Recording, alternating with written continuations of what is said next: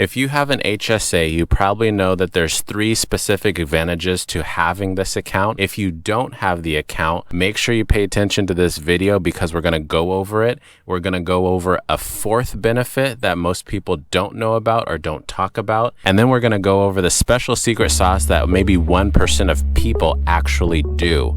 I'm Afro Senpai, and I'm interested in all things related to the average person like you and me building wealth. Let's go. All right, so let's get the more common stuff out of the way. First of all, how do you get a health savings account? If your employer offers medical insurance, typically there are low deductible plans, and then there's a high deductible plan.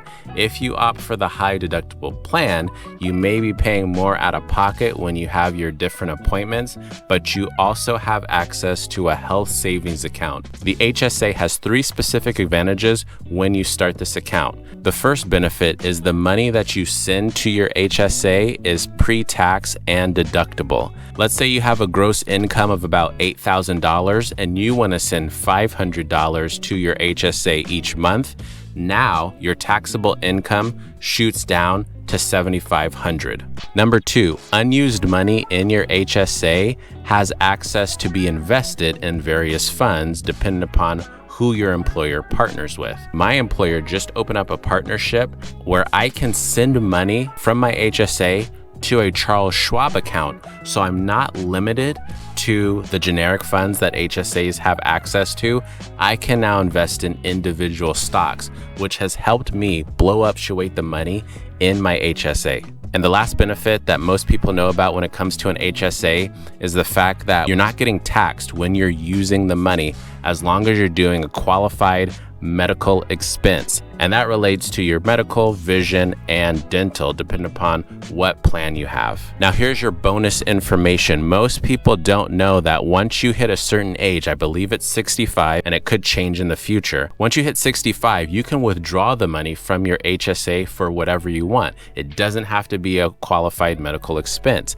Now, if you do a withdrawal and it's not related to a medical expense, then you're looking at a taxable income. So let's say I want to go on vacation with $3,000 from my HSA. I'm going to withdraw that money from my account, and because it's not qualified, even though I'm over 65, they're going to treat it like earned income, like I just did a job or I got a stipend for $3,000. And I'm gonna be taxed on that $3,000. So what I'm gonna do, if I plan to use the money, once I turn 65, I'm gonna withdraw about 30% to reserve for taxes, which is what I normally do when it comes to any things like dividends or selling of stocks. Now, here's the last thing that the 1% of people probably don't do, but should. And it's using your own money to pay your medical bills instead of the HSA early on. Here's the secret sauce of why it's great. If you've seen my Misty versus Mist video, I talk about the declining NAV of a dividend fund, and that video is basically saying you're taking honey out of a honey pot before the honey can replenish itself. It's the same idea with the HSA. Let's say you just start out with an HSA and you have a nice $5,000 into that particular account, and then you get hit with a bill for $4,500.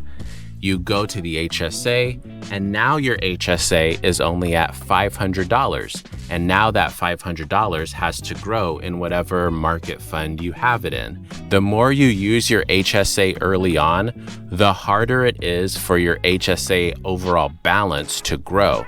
So what I do is any bill I get, medical, vision, dental, I pay that with my own credit card. I get the points from my credit card, and then I use my emergency fund to pay off the credit card. So I'm racking up points on my credit card. I'm not having a debt or balance on the credit card because I have emergency funds in place, and I let my HSA grow in balance over time. Then in the future, I say, hey, I paid X amount of bills, now I want my money. And because my HSA account is now 6 figures, taking out $1,000 here, $100 there is not gonna hurt the overall balance of my account. Am I making sense? Let me know in the comments. Now, the only thing you have to do is keep the receipt. The way my HSA works is I log into the portal, I click I need a withdrawal. It says withdraw amount. I tell them the amount that's on the bill, and then there's a spot to upload proof or what the bill is. I scan my receipt, attach it to that particular withdrawal, and in a week or so, I have money sent to my bank account. It's a beautiful process. I have 4 years of receipts saved up in individual folders because I'm all about organization. And when the time is right, I'm going to withdraw all that money, and it's not going to take a big hit. Because as soon as they said, hey, we're partnering up with Charles Schwab, do you want to transfer your money? I said, heck yes. And I said, let me put most of my money into MicroStrategies. This was when MicroStrategies was around 100 or 200, and then it popped off. And so now I'm sitting at a cool 6 figures or close to 6 figures in that particular account. And then I started buying up Misty. So now I could start using my Misty dividend payments to start paying me back all the receipts that I saved.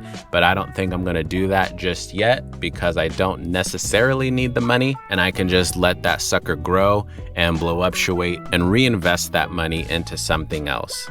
But that's going to do it for this episode. Let me know if this was beneficial to you. Let me know if you knew about that secret sauce stuff that we talked about.